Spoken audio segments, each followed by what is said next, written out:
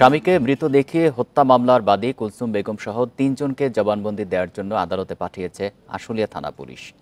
বৃহস্পতিবার তাদের কক্সবাজার থেকে আটক করা হয়। কুলসুমের দাবি, চাকরির প্রলোভন দেখিয়ে মিথ্যা মামলাটি করিয়েছিলেন তার সঙ্গে থাকা 2 ব্যক্তি। যদিও এসব অভিযোগ অস্বীকার করেন তারা। ৫ আগস্ট ঢাকার আশুলিয়ার বাইপাল এলাকায় ছাত্র জনতার আন্দোলনে স্বামী আলামিন নিহত হয়েছেন এমন দাবি করে ২৪ অক্টোবর শেখ হাসিনা সহ ১৩০ জনের নামে মামলা করেন তার স্ত্রী কুলসুম বেগম। আদালতের নির্দেশে ৮ নভেম্বর আশুলিয়া থানায় নথিভুক্ত হয় মামলাটি। ৫ দিন পর আশুলিয়া থানায় হাজির হন আলামিন। অভিযোগ করেন তাকে মৃত দেখিয়ে মিথ্যা মামলা দায়ের করেছেন তার স্ত্রী কুলসুম। এরপর বিশেষ অভিযানে বৃহস্পতিবার কক্সবাজার থেকে কুলসুম সহ ৩ জনকে আটক করে পুলিশ। কক্সবাজার থেকে এই কুলসুমকে জিজ্ঞাসাবাদের জন্য নিয়ে আসা হয় এবং তাকে বিজ্ঞ আদালতে 160 জন্য প্রেরণ করা হইবে। তাদের বিরুদ্ধে আমরা পরবর্তীতে আইনগত ব্যবস্থা নেব তদন্ত সাপেক্ষে। তবে কুলসুমের দাবি, চাকরির প্রলোভন দেখিয়ে শফিক ও রুহুল আমিন নামের 2 জন তাকে দিয়ে মিথ্যা মামলা দায়ের করান। তবে এসব অভিযোগ অস্বীকার করেন তারা। এমনি প্রতি মাসে ২০,০০০ টাকা করে ভাতা পাবা, চাকরির দরকার নেই। আমি বলছি ভাই আমি এগুলোর ভিতরে নাই, আমার ফ্যামিলি সাথে আর আমি এসব বুঝি না, পুলিশ বুঝি না। উনি বলতেছে যে বুঝো না, তো সমস্যা কি, তোমার তো ঢুকাই ফেলছি, তোমার এখন যদি তুমি এর ভিতরে না ঢুকো তাহলে তোমার পুলিশ ধরে নিয়ে যাবে, তোমার মামলা হবে, তোমার ফাঁসি হবে। আমি অনলাইনে যে আছে ওইটা চাকরি করো তাহলে ৫,০০০ বেশি পাবি, তাই করবি নাকি? তার কারণে আমার আপনার মোবাইল নাম্বার দিয়ে দেন, হোয়াটসঅ্যাপ নাম্বার দিয়ে দেন, পরে দিচ্ছি, পরে আবার ৩ দিন পরে ফোন দিয়েছে। ৫ আগস্টের পর সাভার ও আশুলিয়া থানায় ৮৪টি মামলা দায়ের হয়। এর মধ্যে অনেক মামলায় নিরীহ লোকজনকে আসামি করার অভিযোগ রয়েছে। Independent news. বিগত সরকার রেলের উন্নয়নের নামে কোটি কোটি টাকা অপচয় করেছে বলে মন্তব্য করেছেন রেল উপদেষ্টা মোহাম্মদ ফাউজুল কবির খান। অভিযোগ করেন, বিনা প্রয়োজনে রেল লাইন ও স্টেশন নির্মাণ করা হয়েছে। দুপুরে দিনাজপুরে পার্বতীপুর কেন্দ্রীয় লোকোমোটিভ কারখানা পরিদর্শন শেষে এসব কথা বলেন তিনি। উপদেষ্টা বলেন, প্রয়োজন ছাড়াই ব্যক্তিকে খুশি করতে গোপালগঞ্জ সহ বিভিন্ন স্থানে রেল স্টেশন তৈরি করা হয়েছে। ১০,০০০ কোটি টাকা ব্যয়ে নির্মিত কর্ণফুলী টানেল দিয়ে কোনো যানবাহন চলাচল করে না। যাত্রী সেবার মান বাড়াতে নতুন করে পরিকল্পনা গ্রহণ করা হবে উল্লেখ করে জনবল সংকট সহ সার্বিক বিষয় খতিয়ে দেখা হচ্ছে বলে জানান উপদেষ্টা। সবগুলো একই জায়গায় না করে যেখানে সড়ক পথটা ভালো আছে সেখানে সড়ক পথের উপর নির্ভর করা, যেখানে রেলপথ সড়ক পথ ভালো নাই, সড়ক পথ সম্ভব না, সেখানে রেলপথকে জোরদার করা, এবং যেখানে রেল কিংবা সড়ক কোনোটাই ভালো না সেখানে নৌপথকে সুযোগ থাকলে সেটাকে ডেভেলপ করা। পেঁয়াজের দাম কিছুটা কমলেও স্বস্তি ফেরেনি রাজধানীর আলুর বাজারে। সপ্তাহের ব্যবধানে কেজিতে আরও ৫ টাকা বেড়ে বিক্রি হচ্ছে ৭৫ টাকা কেজিতে। তবে ভ্যাট কমানোয় সরবরাহ বেড়েছে সয়াবিন তেলের, তারপরও লিটার ১৭০ টাকার ওপরে। পুরো মাস জুড়ে উত্তাপ ছড়ানো আলুর বাজারে এখনও ফেরেনি স্বস্তি। সরবরাহে কোনো ঘাটতি নেই, তারপরও নাগালে আসছে না দাম। গত সপ্তাহে যে আলু বিক্রি হয়েছিল ৭০-এ, এখন তা ৭৫ টাকা। পাড়া মহল্লায় তা আরও বেশি। আর এজন্য হিমাগার মালিকদের দুষছেন বিক্রেতারা। তবে ভোক্তাদের অভিযোগ, কার্যকর তদারকি না থাকায় অতি মুনাফার সুযোগ পাচ্ছে ব্যবসায়ীরা। নতুন আলু তো আপনার গ্যাপিচ্ছে হয়ে গেছে, এখনো আসতেছে না। নতুন আলু আসলে পরে কমার সম্ভাবনা। সরকারের কাছে আমাদের চাওয়াটা কি, যে দ্রব্যমূল্য আমাদের নিয়ন্ত্রণে থাকবে, আমরা যেন বাজারে এসে স্বাচ্ছন্দ্যে বাজার করতে পারি। আমাদের কাছে সরকারের কাছে আমাদের অন্য কোনো চাওয়া নাই। গত ৭ দিনে পেঁয়াজের দাম কেজিতে কমেছে প্রায় ২০ টাকা।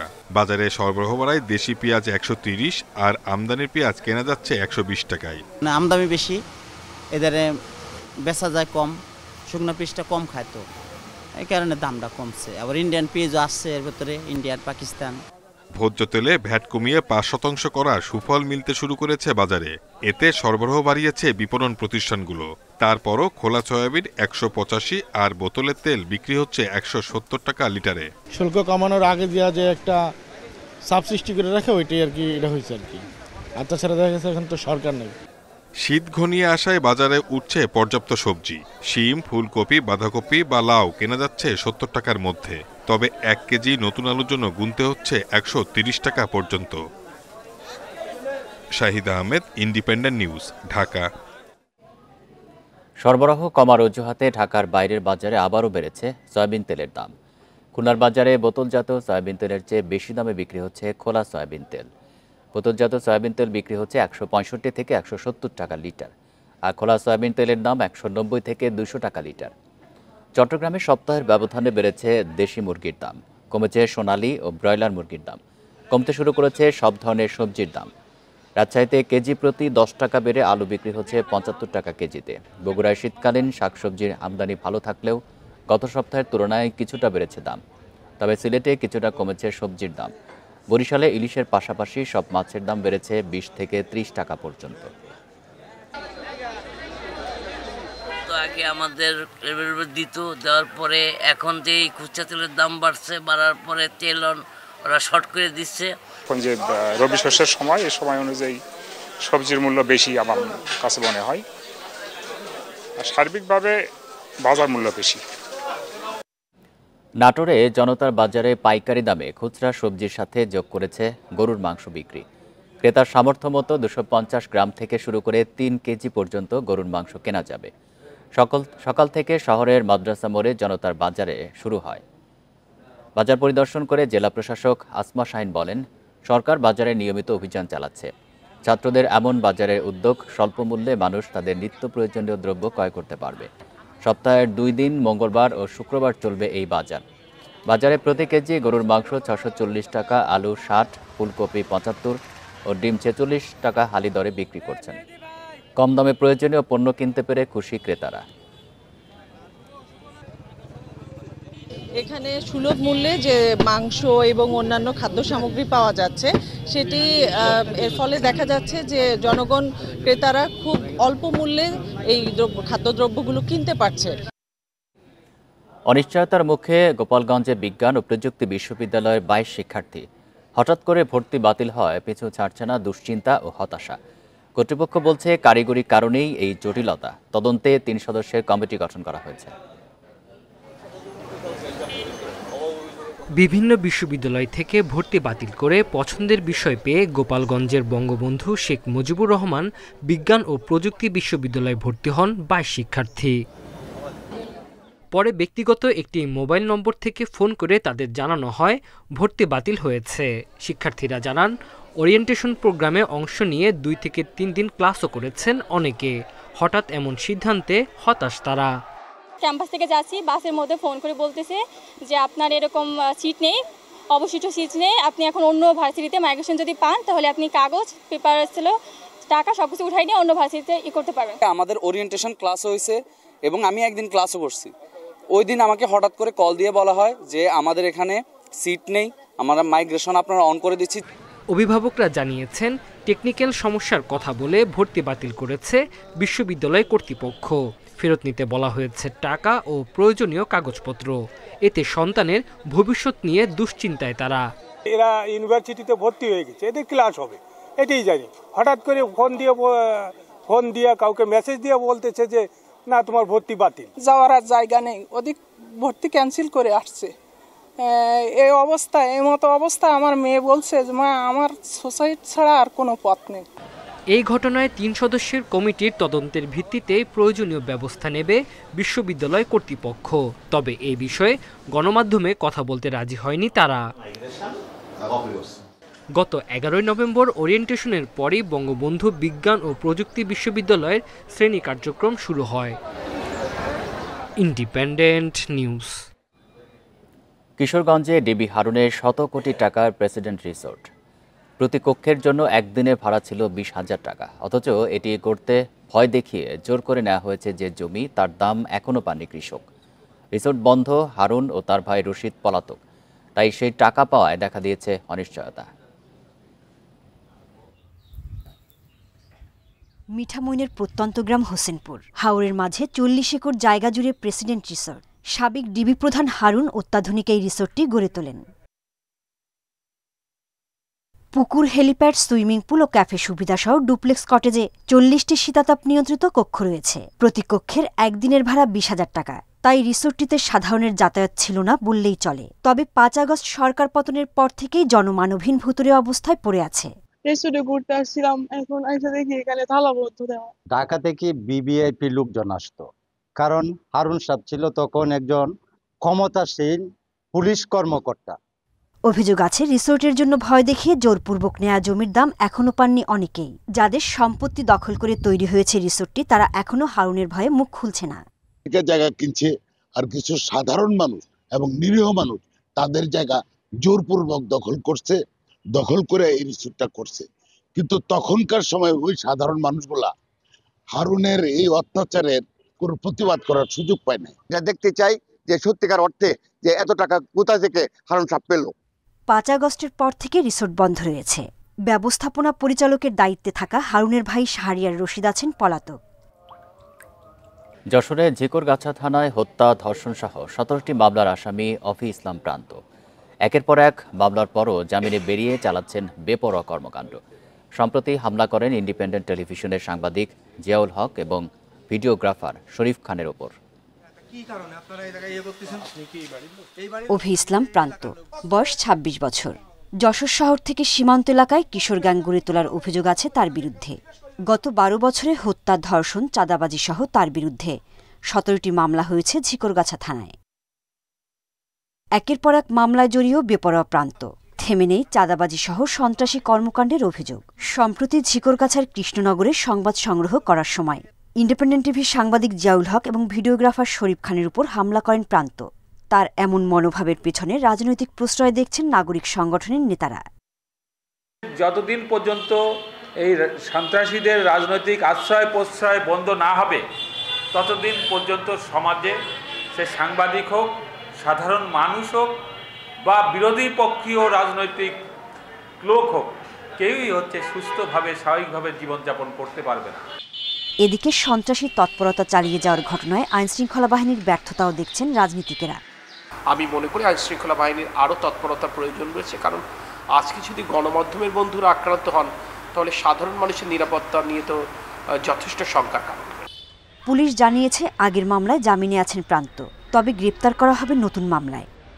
যে মামলাগুলো হয়েছে সেই মামলা যদি তারা জামিন পেয়ে থাকে তাহলে তো সেটা আদালতের বিষয়, এটা তো আর আমি কিছু বলতে পারি না।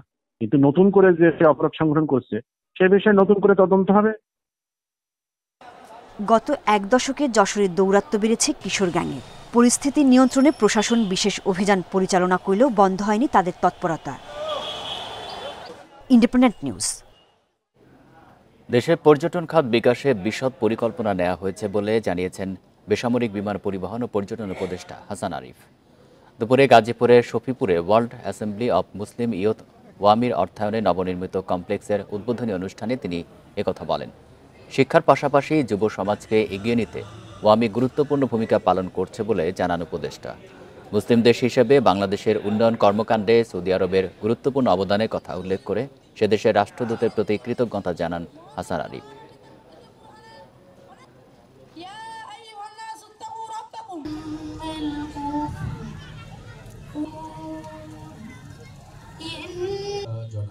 আমাদের প্রতিবেশী দেশ ভারত এই মুহূর্তে ভিসার ব্যাপারে কিছুটা রেস্ট্রিকশন হয়েছে, তো পর্যটন মন্ত্রণালয়ের বিষয় এটা না, এই গেল 1 নম্বর।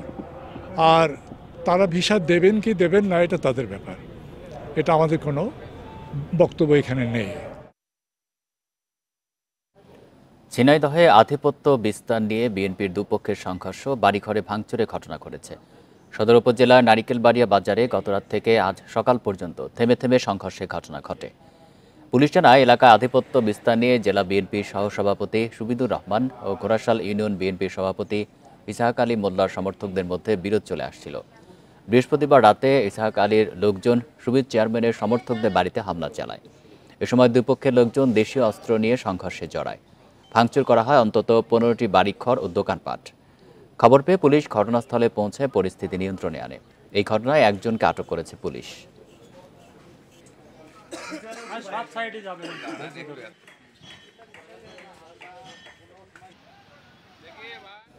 চট্টগ্রামের সীতাকুণ্ডের সাবেক উপজেলা চেয়ারম্যান আরিফুল ইসলাম চৌধুরীকে গ্রেপ্তার করেছে পুলিশ। বৃহস্পতিবার মধ্যরাতে নগরীর মনসুরাবাদ এলাকা থেকে তাকে গ্রেপ্তার করা হয়। পরে তাকে নেওয়া হয় ডাবল মুরিং থানায়। পুলিশ জানায় গোপন সংবাদের ভিত্তিতে মনসুরাবাদের একটি বাসায় অভিযান চালিয়ে আরিফুলকে গ্রেপ্তার করা হয়। আরিফুল ডাবল মুরিং থানায় একটি হত্যা মামলার সন্দেহভাজন আসামি। এছাড়া তিনি সীতাকুণ্ড থানায় একটি মামলার এজাহারভুক্ত আসামি বলেও জানিয়েছে পুলিশ।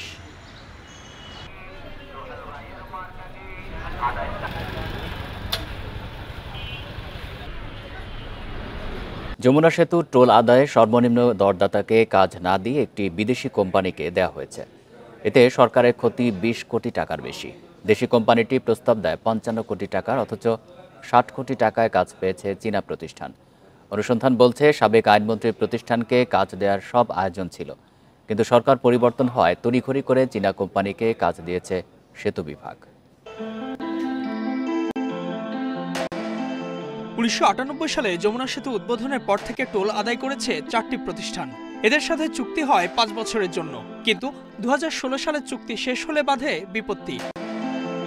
ঠিকাদার নিয়োগ সময়ের ব্যাপার, তাই কারিগরি সহায়তার জন্য আনিসুল হকের প্রতিষ্ঠান সিএনএসকে ৬ মাসের দায়িত্ব দেওয়া হয়। পরে সেই প্রতিষ্ঠানই যাতে কাজ পায় এমন শর্ত আরোপ করা হয়। তারপরও কাজটি পাবে না বুঝতে পেরে হাইকোর্টে রিট করেন সাবেক আইনমন্ত্রীর প্রতিষ্ঠানটি। মামলা চলাকালে টোল আদায় করতে থাকে সিএনএস। ৮ বছরে প্রায় ৪০ কোটি টাকা হাতিয়ে নেয় প্রতিষ্ঠানটি। ২০২২ সালে রিট নিষ্পত্তি হলে আবারও দরপত্র আহ্বান করে সেতু কর্তৃপক্ষ। ৫০টি কোম্পানি টেন্ডার জমা দিলেও বাছাইয়ে রাখা হয় ৩টিকে। এর মধ্যে সিএনএসও ছিল। চীনা কোম্পানি সিআরবিসি প্রস্তাব দেয় ৬০ কোটি ৫৭ লাখ টাকার, বেইজিং আর এইচওয়াই টেকনোলজি ৭৪ কোটি ৭১ লাখ টাকা, আর আনিসুল হকের সিএনএস দেয় প্রায় ৮০ কোটি টাকার প্রস্তাব। কিন্তু যমুনা সেতু পরিচালনায় অভিজ্ঞতা থাকা সত্ত্বেও সর্বনিম্ন দরদাতাকে বাদ দেওয়া হয়। তাদের প্রস্তাব ছিল ৫৫ কোটি ৩৬ লাখ টাকার। টেন্ডার কিনলো 50টা, ড্রপ করছে 10টা। ওপেনিংয়ের সময় 2টা কোম্পানি আনিসমানি দেয়নি। তা 8টা টিকার মধ্যে এখন সবজি তো খুলছে এদের কাছে না, সব এরা নিজেরাই খুলছে। খুললে দেখছে যে আমি লোয়েস্ট। আমার এটা রাস্তা করে সরাই দেখাইলো, আমরা সিরিয়ালি 4টা খুললাম। গভর্নমেন্ট টপল ডাউন হয়ে গেল, পরে তাড়াতাড়ি করে চাইনিজ কোম্পানির লোয়েস্ট বানায় সিএনএসরে দেওয়ার চেষ্টা ছিল। গত ১ সেপ্টেম্বর থেকে যমুনা সেতুতে টোল আদায় শুরু করেছে চীনা কোম্পানি। তবে সর্বনিম্ন দরদাতাকে কাজ না দেয়ায় ৫ বছরে সরকারের ক্ষতি ২০ কোটি টাকা। সেতু বিভাগের অসাধু কর্মকর্তাদের যোগসাজশে কয়েকটি কোম্পানি সব কাজ দখলে রেখেছিল বলে অভিযোগ বঞ্চিতদের, যদিও তা অস্বীকার করেছেন প্রধান প্রকৌশলী। আমরা টেকনিক্যাল প্রপোজালগুলো ইভ্যালুয়েশন করি। টেকনিক্যাল প্রপোজালে ইভ্যালুয়েশনে যারা রেসপন্সিভ হয় শুধুমাত্র তাদের আর্থিক প্রস্তাব খোলা হয়। এই আর্থিক প্রস্তাবের মধ্যে যে লোয়েস্ট হয় তাকে কাজ দেওয়া হয়। টেকনিক্যাল পার্টে ওরা কি করে, মন মতো 4টি টেন্ডারই খুলে। টেকনিক্যালি তো আমরা হাই পয়েন্ট, কিন্তু ইউরোপিয়ান কোম্পানি আমাদের জয়েন্ট ভেঞ্চার, তখন তারা বলে কি যে হ্যাঁ আপনাদের তো এটা নাই ওটা নাই, মানে আমতা করে কোনো উত্তর দিতে পারে না, সঠিক উত্তর দিতে পারে না, কারণ আমরা সব কিছুই তো দিছি। আমরা কি যাই না, আমরা যমুনা ব্রিজ চাইছি, আমরা যাই না কিভাবে টেন্ডার দিতাম।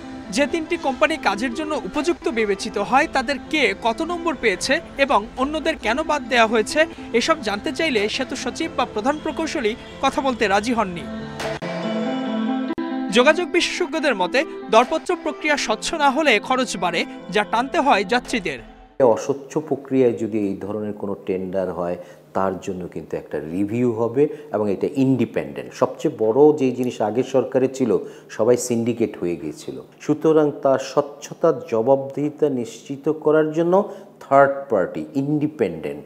সেতুসহ বিভিন্ন সড়ক অবকাঠামোর টোল আদায়ে বিদেশি নির্ভরতা কমালে সাশ্রয় হবে বলেও মত দেন বিশেষজ্ঞরা। Ijazur Rahman, independent news, Dhaka. মুন্সিগঞ্জে গজারিয়ায় ঢাকা চট্টগ্রাম মহাসড়কের পাশ থেকে এক কিশোরের মরদেহ উদ্ধার করেছে পুলিশ। সকাল 9:30টায় উপজেলার চরবাউশিয়া বড়কান্দি এলাকা থেকে মোহাম্মদ জিসানের মরদেহ উদ্ধার করা হয়। পুলিশ জানায় সড়কের পাশে মরদেহ পড়ে থাকতে দেখে পুলিশকে খবর দেয় স্থানীয়রা। পুলিশ গিয়ে মরদেহটি উদ্ধার করে মর্গে পাঠায়। জিসানের মাথায় ও পায়ে আঘাতের চিহ্ন রয়েছে। সড়ক পারাপারের সময় কোনো গাড়ির ধাক্কায় তার মৃত্যু হয়েছে বলে ধারণা করছে পুলিশ। জিসানের গ্রামের বাড়ি নারায়ণগঞ্জের সোনারগাঁওয়ে।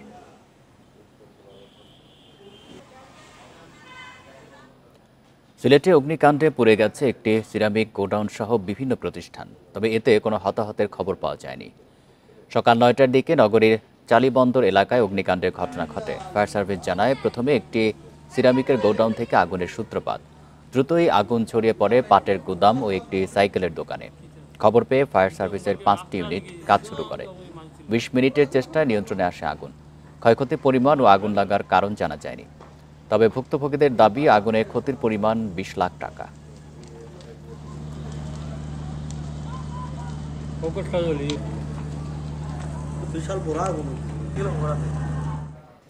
চট্টগ্রামে চান্দগাঁয়ে অভিযান চালিয়ে বিদেশি পিস্তল, ম্যাগাজিন ও 7 রাউন্ড গুলিসহ 3 জনকে গ্রেপ্তার করেছে পুলিশ। বৃহস্পতিবার মধ্যরাতে টেকবাজার এলাকা থেকে তাদের গ্রেপ্তার করা হয়। পুলিশ জানায়, গোপন সংবাদের ভিত্তিতে চাঁদগাঁও টেকবাজার এলাকার একটি ভবনে অভিযান চালানো হয়। পরে সেখান থেকে গ্রেপ্তার করা হয় বিদক মার্মা, উইলাঞ্চ মার্মা এবং মুইচিং মার্মা নামে 3 জনকে। উদ্ধার করা হয় একটি বিদেশি পিস্তল, একটি ম্যাগাজিন ও 7 রাউন্ড গুলি। শরীয়তপুরে জাজিরায় পদ্মা সেতু এলাকায় একজনের মরদেহ উদ্ধার করা হয়েছে। সকালে উপজেলার নাওডোবা ইউনিয়নে ব্রিজের নিচ থেকে মরদেহটি উদ্ধার করা হয়। পুলিশ ও স্থানীয়রা জানায়, শুক্রবার সকালে পদ্মা সেতু এলাকায় নাওডোবা ব্রিজের নিচে একজনের মরদেহ পড়ে থাকতে দেখেন স্থানীয়রা। পরে স্থানীয়রা থানায় খবর দিলে পুলিশ গিয়ে মরদেহটি উদ্ধার করে। ওই ব্যক্তি ব্রিজের ওপর থেকে পড়ে গিয়ে মারা গেছেন বলে ধারণা করছে পুলিশ। মরদেহের পরিচয় শনাক্তে কাজ করছে পুলিশ।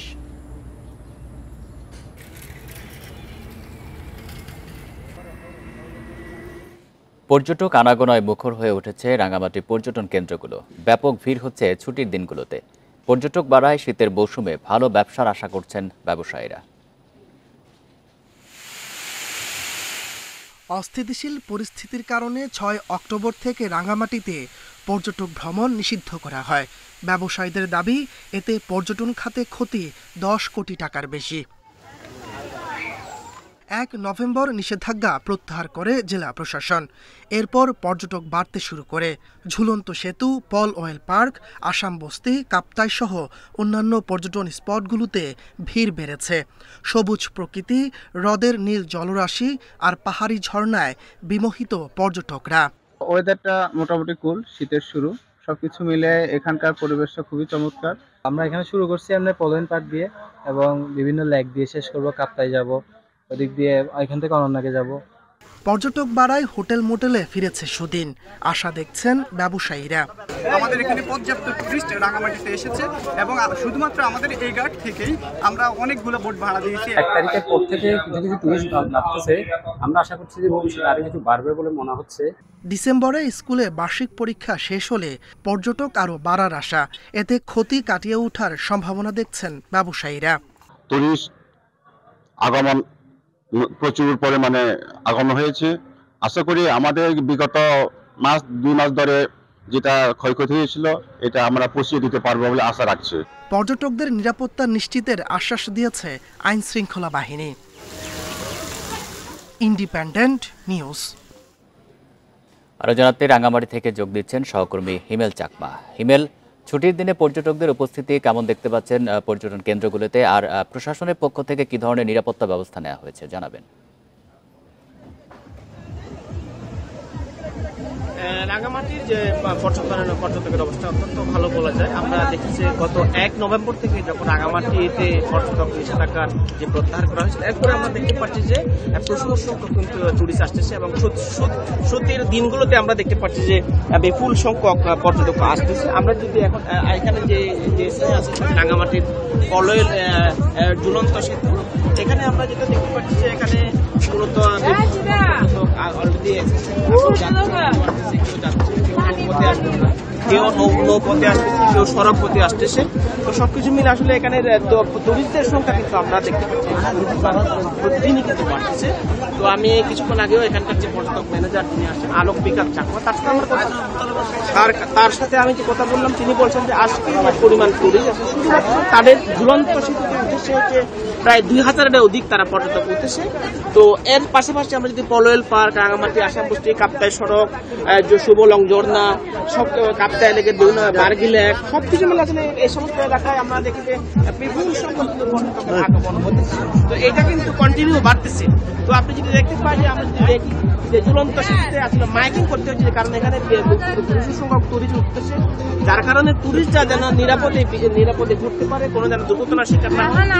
তাদের কিন্তু বারবার বলা হচ্ছে যারা তারা যেন উদ্ধার করে তারা আবার চলে যায়, ভিড় না করতে তারা বারবার এখানে মাইকিং করতে করা হচ্ছে। তো আরেকটা বিষয়, রাঙামাটি জেলা প্রশাসনের পক্ষ থেকে আমি যদি বলি, রাঙামাটি যে টুরিস্ট পুলিশ এবং রাঙামাটি জেলা পুলিশ এবং প্রশাসন যে পর্যটকদের যাতে কোনো নিরাপত্তা বিঘ্নিত না হয় সেক্ষেত্রে তারা কিন্তু ব্যাপক নিরাপত্তা ব্যবস্থা জোরদার করা হচ্ছে। পাশাপাশি সাজেকেও কিন্তু সাজেকেও কোনো অর্থাৎ টুরিস্টদের নিরাপত্তার কোনো সমস্যা নাই।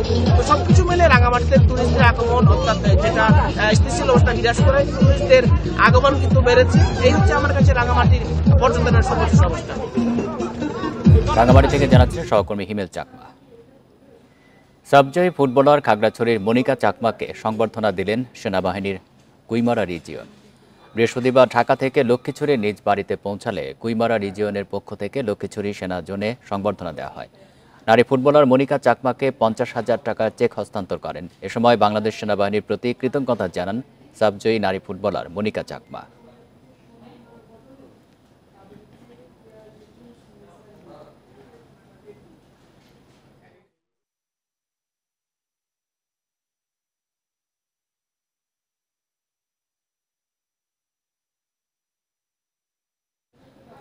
চুয়াডাঙ্গা সাহিত্য পরিষদের 47তম প্রতিষ্ঠা বার্ষিকী উদযাপন করা হয়েছে।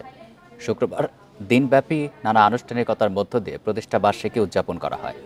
সকাল 10টায় আলোচনা সভার মধ্য দিয়ে শুরু হয় আনুষ্ঠানিকতা। কবিতা আবৃত্তি, স্মৃতিচারণ সহ নানা আয়োজন রয়েছে। আলোচনা সভায় সভাপতিত্ব করেন চুয়াডাঙ্গা সাহিত্য পরিষদের সভাপতি ইকবাল আতাহার তাজ। প্রধান অতিথি ছিলেন লেখক ও সাহিত্য সাংস্কৃতিক ব্যক্তিত্ব অধ্যক্ষ হামিদুল হক মুন্সি। দিনব্যাপী এই আয়োজনে চুয়াডাঙ্গা ও আশপাশের জেলার কবি সাহিত্যিকেরা অংশ নেন।